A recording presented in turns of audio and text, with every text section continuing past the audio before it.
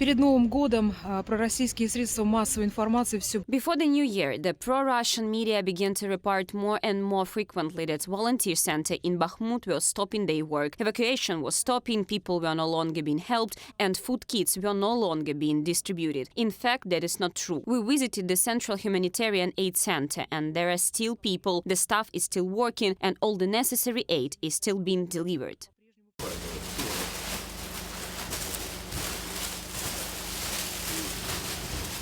The Russian media claim that all the volunteer centers have already stopped working and that the rescuers have left. It's nothing like that. We work as we used to. In principle, yes, last week we were given some days off in connection with the holiday. We had 2 holidays in a row. The Russian media did not forget to write about the Bakhmut rescuers who allegedly left the city. Meanwhile, they had no intention of leaving the city, but the locals themselves cannot accept this way of life and blame the leader of the aggressor country.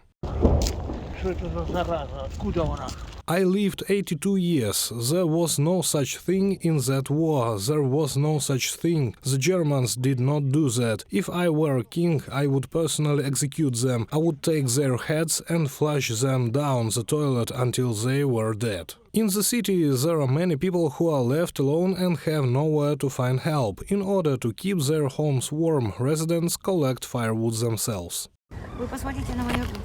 Look at my hands. I steam them every day. And from what? I have to chop wood, to heat it. Doing it yourself? I do everything myself. I'm surprised that I get my strength from the word must is working. Tell us years ago a normal, peaceful life. Could you guess what it will be? Never thought of such a thing, never. Not even to the most reflective person who can predict. It is just not real, impossible. What can you compare it to? It's hell. That's exactly what I mean to say. Hell. Less than 8,000 people still live in Ukrainian Bakhmut. About 200 of them are underage children. Volunteers say it is very difficult to convince their parents to evacuate. I went out with the police to persuade 3 families with children to leave their conditions. Living in basement, it's not good. Some agree, some don't, and say we will not go. And children are underage, yes, minors. Local residents say the humanitarian situation in the city is acceptable, but constant Russian shelling makes them hate the so-called liberators much more.